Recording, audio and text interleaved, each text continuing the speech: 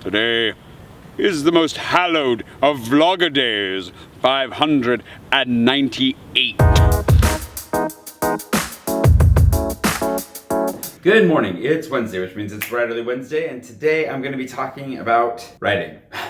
What a surprise. I wanted to talk today a little bit about starting from the end, at least how I start from the end. I think it's really important in storytelling that you know what the end of your story is going to be before you start to write it, or at least that you figure out what the end's going to be, because everything kind of works its way backwards from that. At least in any story that's going to end up pointing in the right direction well enough. So I figured I'd talk about that today. As far as my real work goes today, I've got to translate a script and I need to go teach English this afternoon. So lots of really exciting stuff happening in my life. How's yours?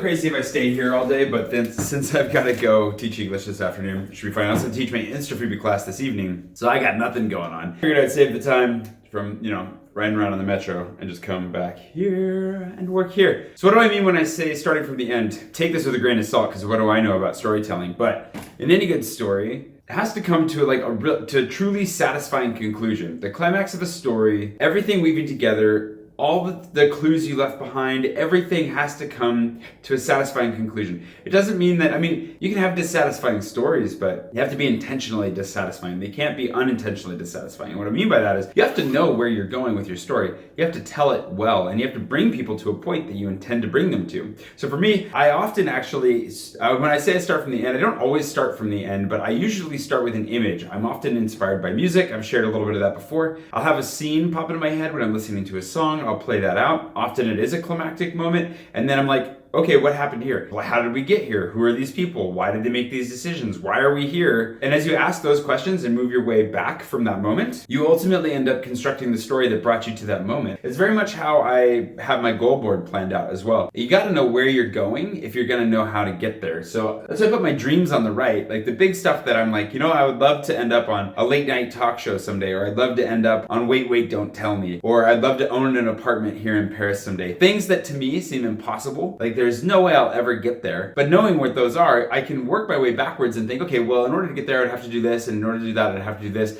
and kind of piece it together until I'm over on the left and I've got practical actions I can take today. So the way that I approach, setting goals and actually getting anywhere in life is very similar to the way that I approach writing a story. Which I don't know if that says anything about me, but it does feel like it might say something about me.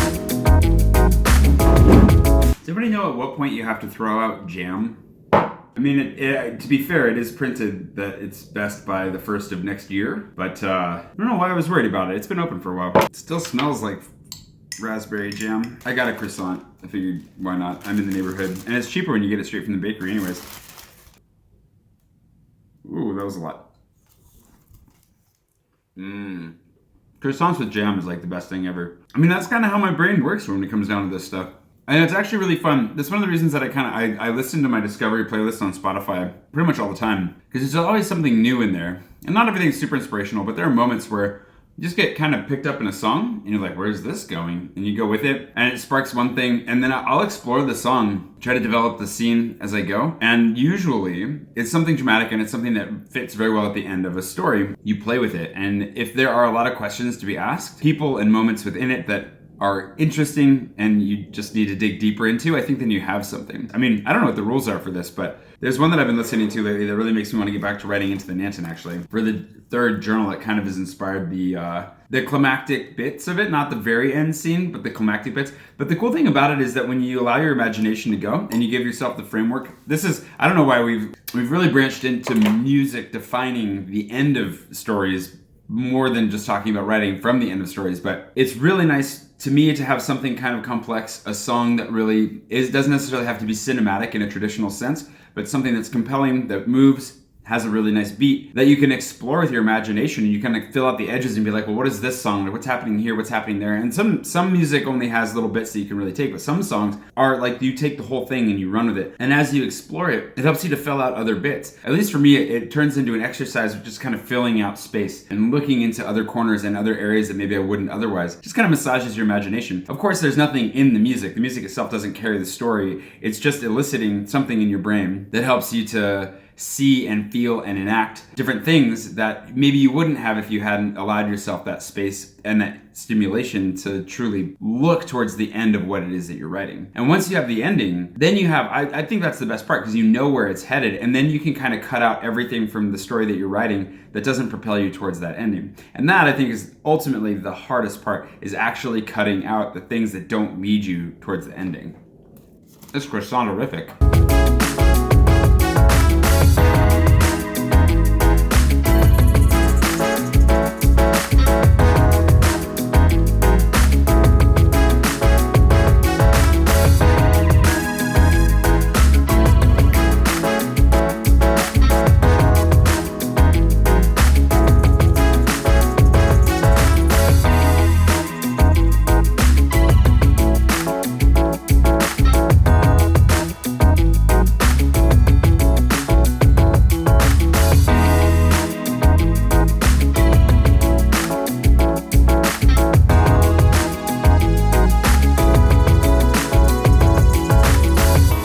Teaching done. I had to teach English today. I think I mentioned that earlier. Anyways, the reason I think it's important to start with the end, or at least have a very clear idea of what the ending is supposed to be, is so that you can kill your darlings along the way. Like all those little offshoots, interesting bits of plot, character, investigations, studies, whatever you want to call them, offshoots and rabbit trails, cut them out, because if they're not advancing the plot, if they're not getting you closer to the end, they're not helping you. This is a really hard thing to do, and this is actually one of the things that I had to do with Agnar's box, because on the first draft, I kind of grew less and less committed to building up towards the end, and got much more interested in exploring the characters, exploring the ship, exploring the mysteries that were going on in a much longer format than was necessary as well. And it ended up really diluting the whole story, and then created kind of a rushed and not really nonsensical, but definitely dissatisfying ending, where I should have spent a lot more time dedicated to the ending that I'd originally envisioned, and cutting out all the stuff that didn't get me there and didn't help to build that up, which is what I very much tried to do as I redrafted the book. But if I'd stuck to that original vision of the ending and written it that way and cut out all the stuff that was distracting me from it, it would have been a much stronger first draft. And that's much like in life. Like I said, I kind of view them the same way. But in the same way, if you know where you want to go in life, if you know where you're headed, you don't know how to get there necessarily, but you at least have a vision of what you want your future to be, then it helps you to make decisions as you come across them and know, well, if I choose this road, it might be good or it might be nice, but it's not going to be any closer to what it is that I really want. So as with stories and in life, it's really important to have an end goal in mind to guide you as you make your decisions and head towards it. Otherwise, you'll end up bouncing all over the place, and who knows what you end up with or where you end up in life. It'll be a boring story either way, and not that it's going to be a boring life, but it might be a little bit of a muddled life.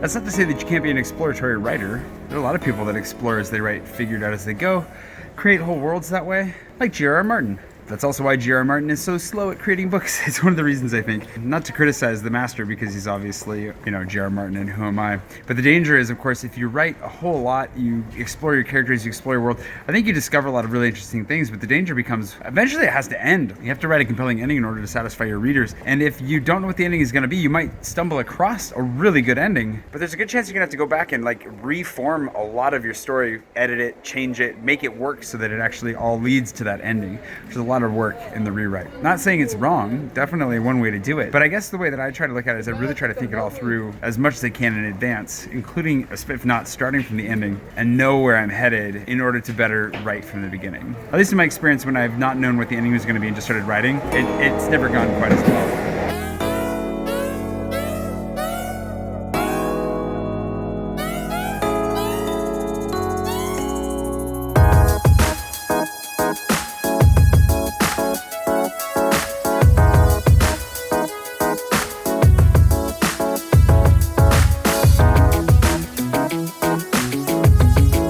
I just got done teaching my Instafruby course. All that to say, where is it you're hoping to go? where are you hoping to arrive? Whether it's in storytelling or in life, what are your dreams? What do you want? Ask those big questions. Like, if money wasn't a problem, if whatever's standing in your way, if it wasn't a problem, what would your dream be? What would the end of your story be? What's the ultimate thing that you want? Where is it that you're headed? What is that? And once you know what the end bit is, you can work yourself back from that until you get to where you are today. And that leaves you with a series of steps that get you to that end, whether it's in creating a story or it's just trying to figure out what the heck to do with your life. Not to muddle both of those together today, but that's just how I roll, I suppose. I hope you enjoyed this today. If you haven't subscribed yet, please do subscribe. Otherwise, of course, I will see you tomorrow as always. And if you're interested in reading something that I've written to see a story come to fruition, Courier's Off-Grid, a science fiction fantasy, a post-apocalyptic that I created, that I wrote, that I finished, is available through Kickstarter right now with a link below. If you want to go ahead and click on that and grab a copy today, that would be great. Obviously, it'll be a little bit before you get the copy, but it's coming. Don't worry. I'll see you tomorrow.